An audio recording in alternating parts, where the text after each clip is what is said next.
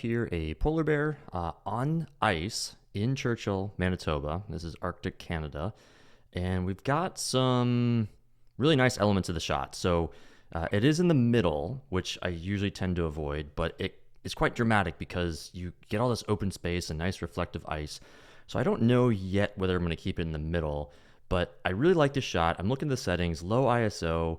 It's zoomed in all the way, so I did not choose to make it this small in the frame necessarily, which makes me think maybe I should zoom in a little bit.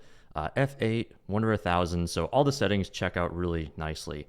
For some reason, I'm just drawn to a portrait crop here, like a vertical. I'll show you what I mean. I'm just drawn to this kind of image here. I think it does a few things. I might make it a little bit bigger, but essentially you had some weird reflections in the top part of the shot. I'll show you the before and after in a minute, but there's actually a reflection from another vehicle that maybe you couldn't tell, but I could tell. So I didn't really love that. So I'm excluding that by doing this crop. I have just increased the size of this. I'm now going to decrease it a little bit because if you see in the top of this, there's some nice texture and some wispy sort of snowdrift, but then that's not really balanced out in the bottom. You do have the nice reflection of the polar bear, so I don't want to ignore that too much. But I'm just going to bring it in ever so slightly to help minimize that imbalance of texture in the background and the foreground. You know, these are just small nitpicky little things, but they really add up to big differences. So let's use that as our final crop. Okay, fantastic. So the next thing I'm gonna do is I really want to make the bear stand out, like pop out from the scene. We've got some nice bokeh where you've got blur here in the foreground, blur here in the background, tack sharp focus here, slice of focus in the middle so you can tell it's sharp. And I'm just gonna experiment a little bit. So the first thing is like, I think the whole photo looks a little drab. And one quick answer to a drab photo is just to boost the heck out of dehaze. So I'm just going to bolster this just to show you what's going on. And that's awesome. What it's doing is it's kind of adding a lot of mid-tone clarity and darkening the blacks. I think it makes the photo a little bit too dark. Now here's a philosophy, almost like a question that I don't have the direct answer to, but the question is do you do this first and then go back in and lighten the bear, or do you exclude the bear entirely from dehaze and hope to just treat it differently? Honestly, I don't have a perfect answer, but for the sake of this demo, this example, I really like how it actually does make the polar bear a little bit more dramatic, but I don't like how dark it is. So I am going to go ahead and do that broadcast treatment of dehaze across the scene. I think it makes this blue of the ice just a little bit more poppy.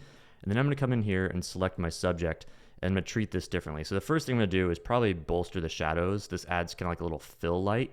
It does make it nice. You can tell. See how if we go back to normal, it's quite dark. Just a little bit there. Because the lightness really did improve the image from my point of view, I'm going to come up to exposure. I'm just going to hover over the value, and I'm going to use my up arrow on my keyboard to actually just gently increase it. Now see how it's getting too bright. Very, very quickly too bright.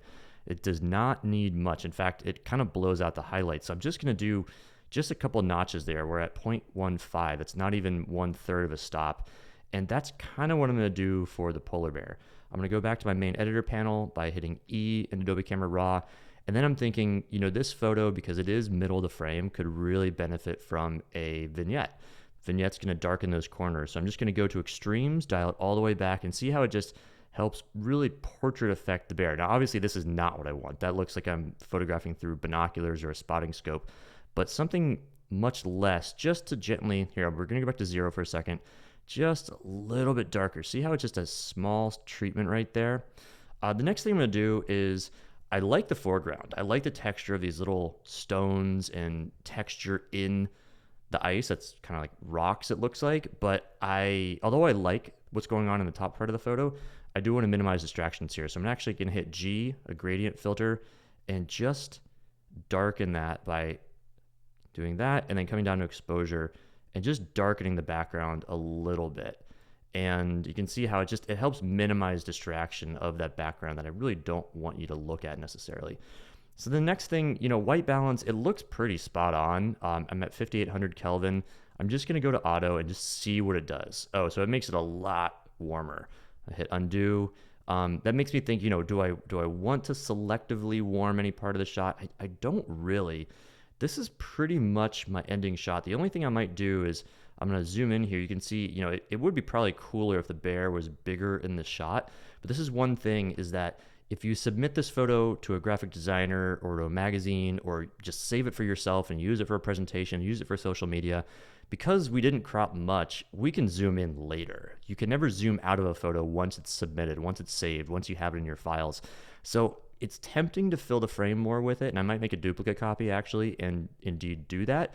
But just pulling back a little bit allows, if someone were to use this image for something, they can zoom in and fill the frame should they need. But this is a nice ending photo. You can see a before and after here. Before, after, just that nice dark treatment. It darkens those blacks, and I think what it does kind of is bring a little bit of saturation out of the cool blue ice without actually touching the vibrance or saturation slider. That makes me think maybe we should touch vibrance. I'm just going to hover over it and go up to like 5, just because it's not going to be noticeable, but do want a little bit of treatment there. So again, before, after, I really like that shot, and that's your example in editing for the day.